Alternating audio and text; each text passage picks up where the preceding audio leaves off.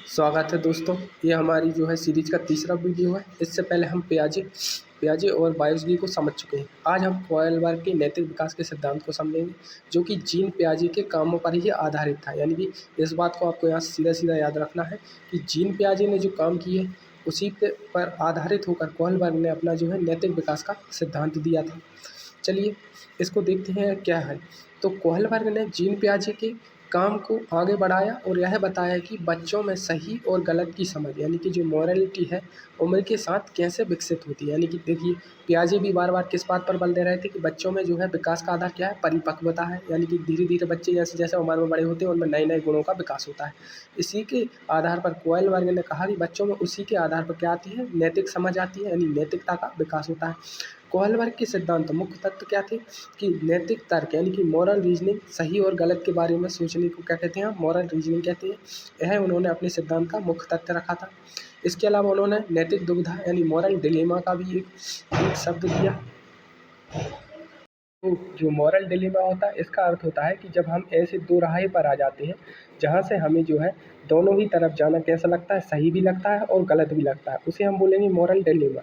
यानी कोहलबर्ग ने बच्चों को कई कहानियाँ सुनाई, जिनमें सबसे प्रसिद्ध थी हिंज की कहानी, जिस पर अभी हम चर्चा करने वाले हैं, जिसमें हिंज एक दुविधा या मॉरल डिलेमा में फंसता है। तो देखिए, नैतिक दुविधा या मॉरल डिलेमा क्या होता है। सबसे पहले इसमें हम कोहलबर्ग की जो हिंज की कहानी है उसको समझने का प्रयास करेंगे। तो बच्चों, क्या होता है कि कोहलबर्ग ने एक कहानी सुनाई, आप इसको यूरोप के परिप्रेक्ष्य से समझकर देखिएगा। क्योंकि एक कई समय पहले एक बीमारी फैल जाती है यूरोप में, जिसका इलाज बहुत ही मुश्किल था। और इस बीमारी पर एक जो वैज्ञानिक है वह कई सालों तक, लगभग 8-10 सालों तक रिसर्च करता है। अपने जितना भी उसके पास पैसा होता है सब कुछ खर्च कर वह इस बीमारी का जो है इलाज निकाल लेता है। लेकिन उसका पैसा काफ़ी खर्च हो चुका था, तो वह चाहता था कि इसका जो क्योर, यानी कि जो वैक्सीन है, उसके लिए उसे अच्छा खासा पैसा प्राप्त हो। तो वहीं पर हमारी कहानी शुरू होती है हिंज से। तो हिंज की पत्नी इस बीमारी से जो है ग्रसित हो जाती है, और इसकी जो दवाई थी वह उसको लाने के लिए काफ़ी महंगी थी। यदि वह यह दवाई अपनी पत्नी को नहीं देता है तो उसकी पत्नी का मरना लगभग तय था। लेकिन हिंज के पास इतने पैसे नहीं थे कि वह इस दवाई को खरीद सके। अब वह वैज्ञानिक से सीधे बात करता है कि उसकी पत्नी के साथ स्थिति है, तो उसे वह दवाई दे दूँ। लेकिन वैज्ञानिक कहता है कि भाई, मैंने इस पर बहुत सारा समय और बहुत सारा पैसा खर्च किया है, तो अब मैं इसे ऐसे मुफ्त में नहीं दे सकता, तो मैं इसके लिए मुझे पैसे देने पड़ेंगे। लेकिन हिंज पर पैसे न होने की स्थिति में हिंज जो है वैज्ञानिक घर पर जो है चोरी करता है और उस दवाई को चुरा लेता है। अब यहाँ से जो है कोहलबर्ग जो सवाल पूछते हैं वह यह था कि बताओ, हिंज ने जो है सही किया या गलत किया? क्या उसे अपनी पत्नी की जान बचाने के लिए चोरी करना चाहिए था, वो भी ऐसी सिचुएशन में जहाँ पर वैज्ञानिक ने कई साल लगाए अपनी और उस दवाई को बनाया और उसका कुछ बेनिफिट ही नहीं हुआ, या फिर नहीं करना चाहिए था? तो यहाँ से क्या आता है, मॉरल डिलेमा शुरू होता है कि वह क्या करना चाहिए उसको, यानी कि उसको चोरी करनी चाहिए थी या नहीं करनी चाहिए थी। तो यह थी हिंज की कहानी। उम्मीद करता हूँ आपको यह समझ में आई होगी। अब आपसे सवाल मेरा यह है, क्या हिंज ने सही किया या गलत किया? आप मुझे कमेंट में बताइए, अपने अपने हिसाब से इस पर तर्क दीजिए, आपके हिसाब से क्या सही हो सकता है। इसके बाद देखते हैं कोहलबर्ग के जो नैतिक विकास के लेवल और अवस्थाएं कितनी थी। तो देखो दोस्त, इससे क्वेश्चन बन चुका है पहले भी। कोहलबर्ग ने जो है अपने नैतिक विकास में 3 लेवल्स रखे और उनमें जो है 6 स्टेज यानी 6 अवस्थाओं को रखा है। हर लेवल पर 2-2 अवस्थाएं जो है आती हैं, तो इसको आपको सीधा याद रखना है, कहीं कन्फ्यूज मत होना। 6 स्टेज भी हैं कोहलबर्ग की और 3 लेवल भी हैं। तो पहला लेवल 1 होता है, जिसे हम पूर्व पारंपरिक स्तर कहते हैं, यानी कि प्री कन्वेंशनल लेवल। इसमें क्या होता है, बच्चा जब 4 से लेकर 10 वर्ष के बीच होगा। देखो दोस्त, इसमें बच्चा जन्म से शुरू नहीं करेंगे, क्योंकि यहाँ पर नैतिकता की बात हो रही है और नैतिकता के लिए बच्चे में समझ भी तो विकसित होनी चाहिए। तो यहाँ से बच्चे को लिया है 4 वर्ष से लेकर 10 वर्ष की अवस्था में, इसको लेवल 1 में रखा गया, जिसे पूर्व पारंपरिक स्तर कहा गया। इस स्तर पर बच्चा बाहरी नियमों और दंड के आधार पर सही गलत का फैसला करता है। यानी कि इस समय बच्चे कैसा होता है, आपको 4 साल से लेकर 10 साल के बच्चे को देखो, उसके आसपास जो चल रहा है, जिस प्रकार के नियम बने हैं और जिस प्रकार के उन नियमों को तोड़ने पर जो सज़ा दी जाती, उस आधार पर ही बच्चा अपना सही और गलत का फैसला लेगा ना। तो यहाँ पर जो है कोहलबर्ग ने इसमें 2 स्टेजेस को डाला। पहली थी आज्ञाकारिता और दंड का विन्यास, यानी कि बच्चा क्या करता है, जो बड़ों की है या वयस्कों की है उनकी आज्ञा का पालन करता है और उसे पता होता है कि कौन सी चीज़ नहीं करने पर उसे किस प्रकार का दंड प्राप्त होता है, तो उस हिसाब से वह अपनी नैतिकता का आधार रखता है। इसके बाद दूसरा होता है व्यक्तिगत पुरस्कार और साधनात्मक सापेक्षतावाद, यानी कि सेल्फ इंटरेस्ट और रिवॉर्ड। यानी कि इस स्टेज में बच्चा यदि कोई अच्छे काम करता है जो कि समाज के हिसाब से अच्छे हैं, तो उसको जो है पुरस्कार भी दिया जाता है, उसकी प्रशंसा भी की जाती है। तो इस हिसाब से बच्चा अपने नैतिकता का जो विकास है उसके लेवल पर रहता है कि उस हिसाब से ही वह नैतिकता का फैसला करता है।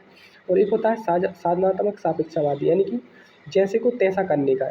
जैसे कि यदि आप बच्चे के साथ कोई गलत व्यवहार करते हैं और बच्चे के पास यदि आपको मौका है आपके साथ उस तरह का व्यवहार करने का, तो बच्चा बिना कुछ सोचे उस तरह का व्यवहार आपके साथ करेगा। इसे बोलेंगे साधनात्मक सापेक्षतावादी, यानी कि सेल्फ इंटरेस्ट।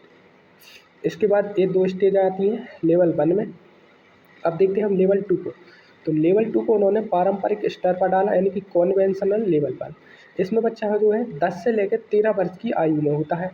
यहाँ बच्चा क्या है, समाज, परिवार और देश के नियमों को अपना लेता है। यानी कि अब बच्चा समाज को समझने लगता है, परिवार के नियम से अपना लेगा और देश को भी समझने लगेगा, तो देश के भी जो नियम कानून है उन्हें भी अपना लेगा 10 से 13 वर्ष में। इसमें बच्चे में कौन सा गुण विकसित होता है, देखिए यहाँ से टीनेज जो एज शुरू हो जाती है। तो टीनेज में चाहे वह लड़का हो या लड़की, दोनों ही क्या करते हैं, अपने आप को अच्छा दिखाने का प्रयास करते हैं। यानी कि यह बहुत अच्छे होते हैं इस प्रकार का, क्योंकि इसमें क्या होता है, उनमें हीरो वर्शिप का कंसेप्ट शुरू हो जाता है। यानी कि वो किसी एक को अपना हीरो मान लेते हैं और उस हिसाब से उसी की तरह अच्छा अपने आप को बनाने की कोशिश करते हैं। तो इसमें जो है अच्छा लड़की और अच्छी लड़की, लड़का और लड़की का सिद्धांत आ जाता है कि उन्हें समाज की नज़रों में कैसा दिखना है, अच्छा दिखना है।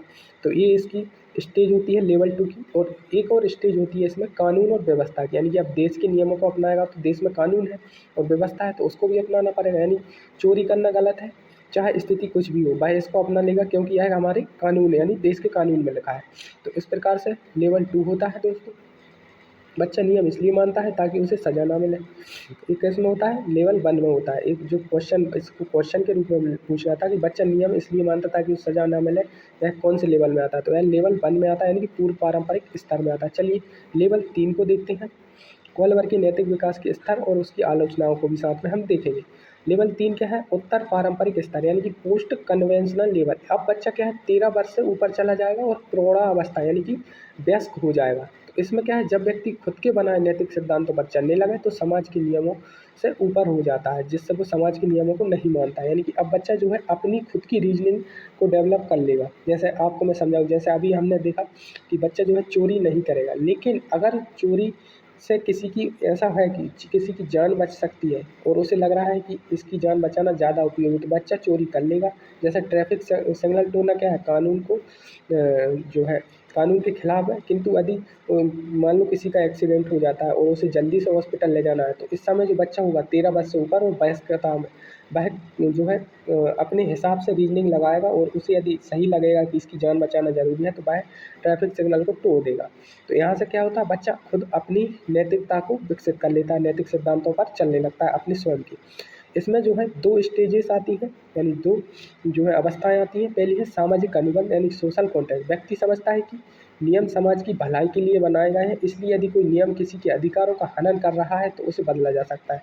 यानी कि जो नियम होते हैं वो किसके लिए बनाए जाते हैं, समाज की भलाई के लिए। यदि किसी नियम की वजह से किसी व्यक्ति को नुकसान पहुंच रहा है तो उसे बदला जा सकता है। यह होता है सामाजिक अनुबंध, यानी इस पर व्यक्ति अनुसरण करने लगता है लेवल 3 में। और एक होता है सार्वभौमिक नैतिकता, यानी यूनिवर्सल एथिकल प्रिंसिपल, जिसके अनुसार यह सबसे ऊंचा स्तर होता है जहां व्यक्ति अपनी अंतरात्मा, यानी कि जो अपना मन का तर्क होता है, कॉन्साइन होता है, उसकी आवाज़ को सुनता है। वह मानवता और न्याय के लिए अपनी जान तक जोखिम में डालने के लिए तैयार हो जाए, जैसे महात्मा गांधी या भगत सिंह। यहाँ से क्या देखो बच्चों, किशोर अवस्था का कंसेप्ट शुरू हो जाता है 13 वर्ष से, और यहाँ से हीरो वर्शिप शुरू हो जाती है। यानी कि कोई भी जो व्यक्ति होता है, जो टीनेज होता है, वह किसी न किसी को अपना आइडियल समझने लगता है। चाहे वह अब आइडियल उसका कोई क्रांतिकारी हो, कोई हीरो हो, कोई क्रिकेटर हो, इस तरीके से उसके नियमों पर ही चलने लगता है। उसे बोलेंगे सार्वभौमिक नैतिक सिद्धांत। ठीक है। तो अब देखिए सीटेट और एमपीटेट के लिए कुछ महत्वपूर्ण बिंदु मैंने यहाँ पर इकट्ठे किए हैं, उनको देख लेते हैं। जैसे एक है लिंग पक्षपात का, यानी जेंडर वाइज का। तो यह कैरोल गिलगन जो है, यह भी एक जो है मनोवैज्ञानिक थी। इन्होंने कोहलवर के सिद्धांत की आलोचना की थी। कोहलवर के सिद्धांत की आलोचना इन्होंने इस आधार पर की कि कोहलवर का सिद्धांत पुरुषों पर आधारित था और उन्होंने महिलाओं के देखभाल की दृष्टिकोण, यानी केयर पर्सपेक्टिव को नज़रअंदाज किया। देखो जो कैरोल गिलगन थी, इनका कहना यह था कि आपने जो इतना बताया हिंज की कहानी और सब, इसे आपने पुरुषों के नज़रिए से बताया, जबकि महिलाओं के नज़रिए से यह अलग हो सकता है, क्योंकि महिलाओं का जो नैतिकता का आधार होता है वह प्यार और केयर और देखभाल होती है। तो उस हिसाब से आपने इसको नहीं बताया, तो इसमें क्या किया गया है, लिंग पक्षपात किया है। तो कोहल वर्ग के जो नैतिक विकास के सिद्धांत थे, इस पर लिंग पक्षपात का जो है आरोप लगाया था कैलोन गिलगन ने। इसको भी आपको याद रखना है। इसके अलावा संस्कृति, तो कोहल वर्ग के सिद्धांत को सार्वभौमिक माना गया, यानी कि यूनिवर्सल माना गया, कि हर जगह यहाँ पर लागू होता है। लेकिन आलोचकों का यह कहना है कि अलग अलग संस्कृतियों में नैतिकता के आधार अलग अलग हो सकते हैं। तो बिल्कुल हो सकते हैं। जैसे यदि आपकी संस्कृति में आपके धर्म के हिसाब से किसी की जान बचाना सबसे उपयोगी है, तो अहिंज उस हिसाब से तो सही किया ना, उसने जो चोरी की और उस वैज्ञानिक की जो दवाई चुरा ली वह सही है। तो इस हिसाब से संस्कृतियों के आधार पर क्या होता है, नैतिकता के आधार अलग अलग हो सकती है, यानी कि लोगों की मान्यताओं के हिसाब से नैतिकता क्या हो सकती है, अलग अलग हो सकती है। इसके बाद हिंज, परीक्षा में अक्सर हिंज की दुविधा से जुड़े सवाल पूछे जाते हैं, इसलिए आपको हिंज की कहानी को याद रखना है, जो मैं आपको बता चुका हूँ। और इन बिंदुओं को याद रखने से परीक्षा में काफ़ी मदद मिलेगी। चलिए अब एक नज़र में कोहल वर्ग की नैतिक विकास के सारे सिद्धांत को एक एक लाइन में समझते हैं, क्योंकि ये थोड़ा कंफ्यूजिंग टॉपिक है। देखिए, कोहल वर्ग ने जो पहला लेवल दिया वह था प्री कन्वेंशनल, यानी पूर्व पारंपरिक। इसमें दो अवस्थाएं थी, एक थी दंड या आज्ञा की। इसमें एज कितनी थी बच्चे की, 4 से लेकर 10 साल, यानी कि बच्चा या तो दंड के डर से, यानी कि उसे जो है सजा मिलेगी उससे डर से, या आज्ञा पालन की उन्मुखता की वजह से अपनी नैतिकता दिखाता है। और दूसरी होती है जैसे को तैसा रखना, यानी कि यदि बच्चे के साथ गलत हो रहा है तो बच्चे को कोई फ़र्क नहीं पड़ता, यदि वह मौका मिलता है तो आपके साथ वैसा ही करने के लिए तैयार हो जाएगा 4 से 10 वर्ष की अवस्था में। और इसके जो मुख्य भाव हैं, जैसे दंड या आज्ञा का, तो उसमें वह सज़ा से बचना चाहता है। तो जैसे को तैसा में वह अदला-बदली करना चाहता है, यानी कि स्वार्थ सिद्धि पूरी करना चाहता है। इसके बाद आता है पारंपरिक लेवल। इसमें क्या है, जब बच्चा 10 से लेकर 13 वर्ष में आता है तो वह अपने आप को अच्छा लड़की या फिर अच्छा लड़का दिखाने का प्रयास करता है, यानी कि उसका जो मेन आधार होता है नैतिकता का, प्रशंसा पाना होता है। और कानून और व्यवस्था को बनाए रखता है, क्योंकि वह देश के नियम और कानून को समझने लगता है, तो उनके नियमों का पालन करना चाहता है। इसके बाद उत्तर पारंपरिक यानी पोस्ट कन्वेंशनल लेवल, इसमें भी 2 अवस्थाएँ आई, सामाजिक अनुबंध की, यानी कि नियमों में वह लचीलापन समझता है। जैसे ट्रैफिक सिग्नल तोड़ना, यदि किसी की जान बच रही है तो वह नियमों को लचीलापन करके ट्रैफिक सिग्नल को तोड़ सकता है। सार्वभौमिक सिद्धांत होता है, यानी कि अपनी अंतरात्मा की आवाज़ को सुनता है, यानी कि जैसे उसने महात्मा गांधी को अपना आइडियल बना रखा है, क्योंकि यह जो लेवल है वह 13 वर्ष से वयस्कता तक चलता है, तो इसमें टीनेज मैन होती है। तो यदि जैसा उसने महात्मा गांधी को अपना आइडियल बनाया तो वो अहिंसा के सिद्धांत को सबसे ज़्यादा मानेगा, तो वह किसी भी स्थिति में हिंसा को नहीं करना चाहेगा। यदि वह भगत सिंह को अपना आइडियल मानता है तो वह कभी भी किसी भी क्रूरता को सहन नहीं कर सकता, और वह क्रूरता के खिलाफ हमेशा आवाज़ उठाएगा, चाहे उसके लिए उसे कानून तोड़ने पड़े। तो यह है यूनिवर्सल सिद्धांत, यानी सार्वभौमिक सिद्धांत, जिसमें बच्चा अपनी अंतरात्मा की आवाज़ को सुनता है। तो उम्मीद करता हूँ दोस्तों आपको कोहल वर्ग की यह क्लास काफ़ी अच्छी लगी होगी और अच्छे से समझ भी आई होगी। चलिए मिलते हैं आपसे अगली वीडियो में। धन्यवाद।